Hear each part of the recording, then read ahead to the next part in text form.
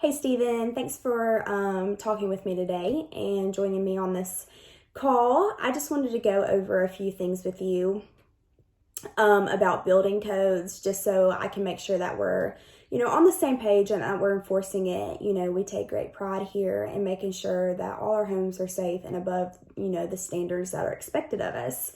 So when discussing building codes, it's important to know who will be enforcing these codes and what is expected.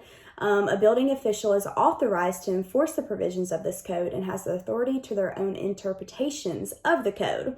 So it's not up to us to, use our own discretion on this. We need to make sure that we're following what they expect of us.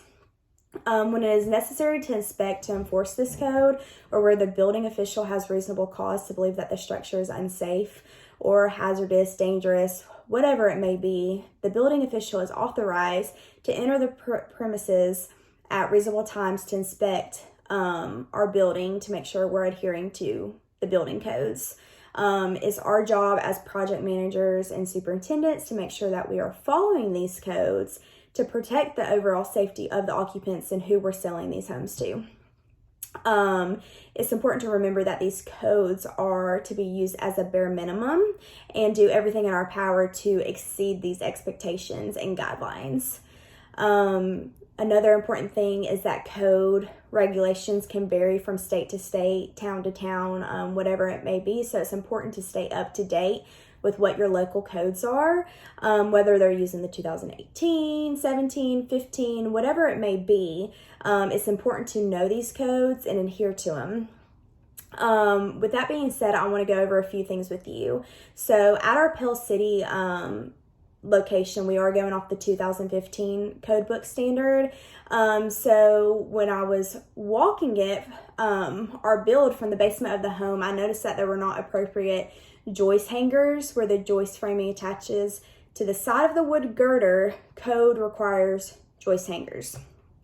So this code states in section R502.6.2 under joist framing into the side of a wood girder shall be supported by approved framing anchors or any ledger strips not less than nominal 2 inches by 2 inches. I noticed that at all locations, there were no joist hangers used.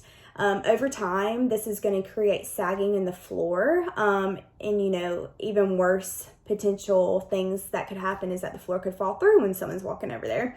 So we need to make sure to avoid that and get that corrected on that build as soon as possible. I also saw in certain areas of your building that your stud facings were 18 inches on center, and the code states that it must be 16 inches on center.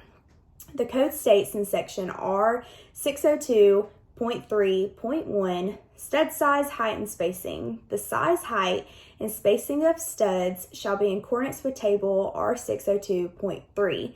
It goes on to say, utility grade studs shall not be spaced more than 16 inches on center, shall not support more than a roof and ceiling, and shall not exceed 8 feet in height for exterior walls and load-bearing walls, or 10 feet for interior non-load-bearing walls.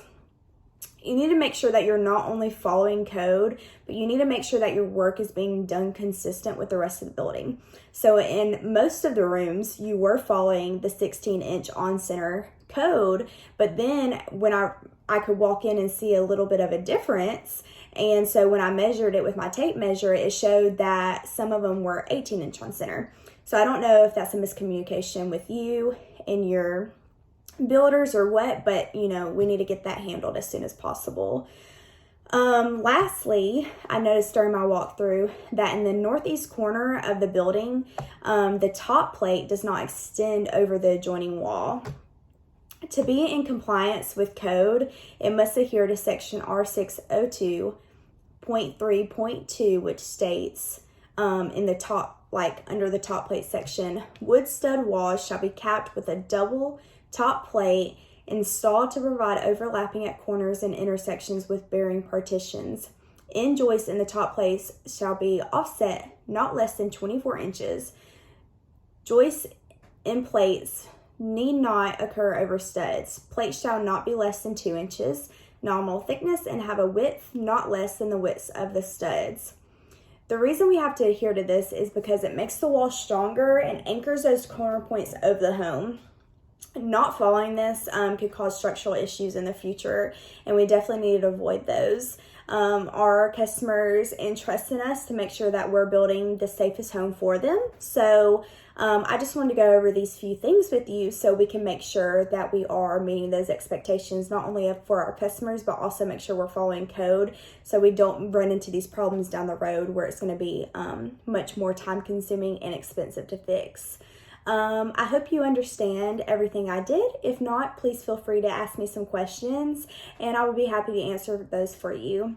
But yeah, anyways, thanks so much.